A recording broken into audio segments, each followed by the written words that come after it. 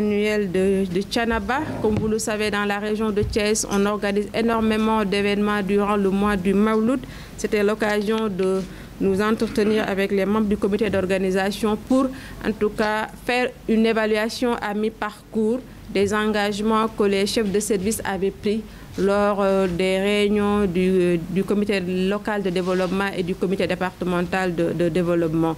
Et nous pouvons dire que nous nous réjouissons d'avance, en tout cas, de la teneur des engagements, parce que ça soit sur l'ensemble des secteurs, partant du secteur de la santé, de l'hygiène, la fourniture d'eau et d'électricité, la sécurité. Vraiment, des engagements forts ont été pris.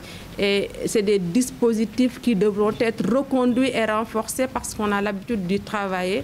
Pour le secteur de la santé, l'on sait qu'il y a des épidémies ou bien des maladies qu'on redoute et une surveillance particulière sera apportée sur ces points-là avec un renforcement du personnel et des postes médicaux avancés. Des ambulances aussi seront mises en disposition et on fera vraiment une évaluation d'ensemble des besoins qu'a la région de Thiès lors de ce Mawlud-là. Parce que, comme vous le savez, il y a d'autres localités qui préparent et il faudra qu'on ait un maillage de tout ceci et une prise en charge correcte pour ce qui concerne le secteur de la santé. Cela va de soi que pas parler de santé sans faire référence à l'hygiène et au nettoiement, ce qui fait que la brigade régionale d'hygiène a déjà élaboré un plan d'action pour le Mawlud et les éléments de la SONAGED aussi sont à pied pour vraiment rendre le cadre de vie attrayant.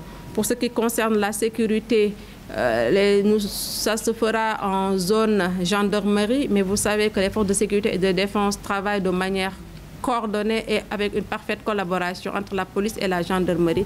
La gendarmerie censée jalonner les routes le fera. Et la sécurité aussi au niveau de Thiénaba aussi sera renforcée. Et c'est l'occasion d'inviter le sous-préfet de Thiénaba de travailler d'emblée sur l'élaboration du plan de circulation qui devra être mis à disposition à temps et aussi à la commune de voir avec le comité d'organisation, surtout avec les forces de sécurité et de défense, si on a besoin de définir des zones marchandes, que ces zones-là soient définies et que les gens ne mettent pas leurs étables au bord de la route. Ça, vraiment, c'est des points d'attention sur lesquels nous allons apporter un œil vigilant.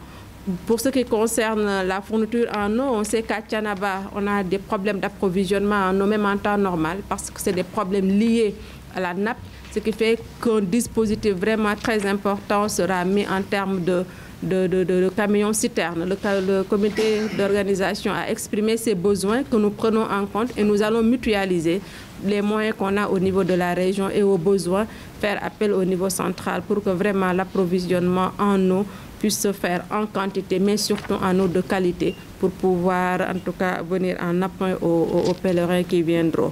L'électricité à Thiénaba, heureusement qu'on n'a pas de problème de qualité sur l'électricité fournie et un poste sera mis en alimentation après le Magal et ça viendra sûrement soulager les zones qui ont besoin d'extension du réseau.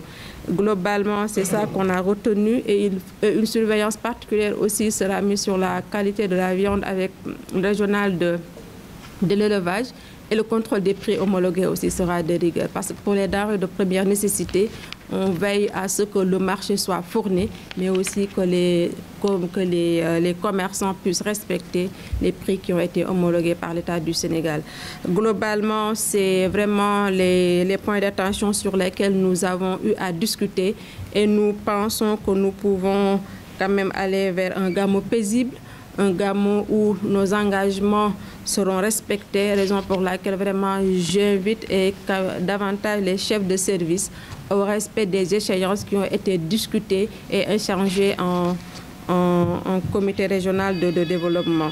Terminer par solliciter les prières du Khalife pour un Sénégal paisible et apaisé et pour qu'on puisse accueillir nos hôtes dans les conditions les meilleures et qu'ils puissent rentrer quand même dans les meilleures conditions possibles. Merci. Wow.